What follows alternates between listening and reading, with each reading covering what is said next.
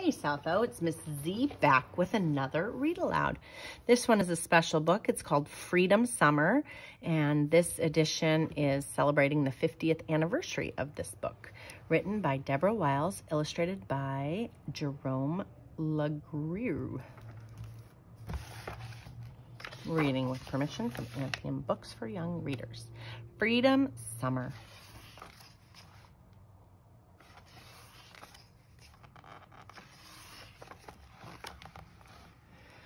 John Henry Waddell is my best friend. His mama works for my mama. Her name is Annie Mae. Every morning at 8 o'clock, Annie Mae steps off the country bus and walks up the long hill to my house. If it's summer, John Henry is stepping it right behind her. We like to help Annie Mae. We shell butter beans, we sweep the front porch, we let the cats in, then chase the cats out of the house until Annie Mae says, "Shoo! Enough of you two, go play." We shoot marbles in the dirt until we're too hot to be alive. Then we yell, "Last one in is a rotten egg," and run straight for Fiddler's Creek. John Henry swims better than anybody I know.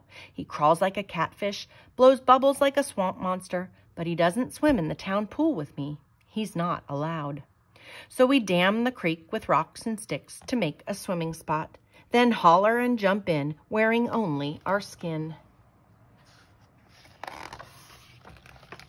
John Henry's skin is the color of browned butter. He smells like pine needles after a good rain.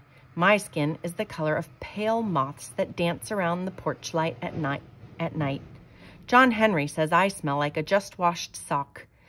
"This means war," I shout. We churn that water into a white hurricane and laugh until our sides hurt.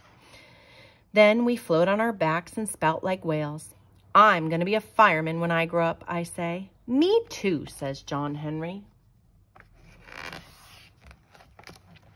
I have 2 nickels for ice pops, so we put on our clothes and walk to town. John Henry doesn't come with me, though, through the front doors of Mason's General Store. He's not allowed. "How you doing, young Joe?" asks Mr. Mason. He winks and says, "You gonna eat those all by yourself?" My heart does a quick beat. "I got one for a friend," I say, and scoot out the door. "Yes, sir, it's mighty hot out there," Mr. Mason calls after me. "I love ice pops," says John Henry. "Me too," I say. Annie Mae makes dinner for my family every night. She creams the corn and rolls the biscuits. Daddy stirs his iced tea and says, "The town pool opens tomorrow to everybody under the sun, no matter what color." "That's the new law," Mama tells me. She helps my plate with peas and says, "It's the way it's going to be now. Everybody together. Lunch counters, restrooms, drinking fountains too." I wiggle in my chair like a doodlebug. "I got to be excused," I shout, and run into the kitchen to tell John Henry. "I'm going to swim in the town pool," he hollers. "Is it deep?" "Real deep," I tell him, "and the water's so clear you can jump to the bottom and open your eyes and still see." "Let's be the first ones there," says John Henry. "I'll bring my good luck nickel and we can dive for it." Next morning, as soon as the sun peeks into the sky, here comes my best friend, John Henry Waddell, running to meet me. "Let's go," he yells. "I got my nickel," and I run right with him. All the way to the town swimming pool. We race each other over the last hill, and we stop. County dump trucks are here. They grind and back up to the empty pool. Workers rake steaming asphalt into the hole where the sparkling clean water used to be.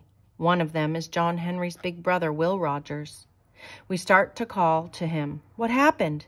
But he sees us first and points back on down the road. It means get on home. But our feet feel stuck. We can't budge. So we hunker in the tall weeds and watch all morning until the pool is filled with hot, spongy tar. Smoky steam rises in the air. The workers tie planks to their shoes and stomp on the blacktop to make it smooth. Will Rogers heaves his shovel into the back of an empty truck and climbs up with the other workers. His face is like a storm cloud, and I know this job has made him angry. "Let's go," a boss man shouts, and the trucks rumble slam down the road. It's so quiet now, we can hear the breeze whisper through the grass. We sit on the diving board and stare at the tops of the silver ladders sticking up from the tar. My heart beats hard in my chest. John Henry's voice shakes.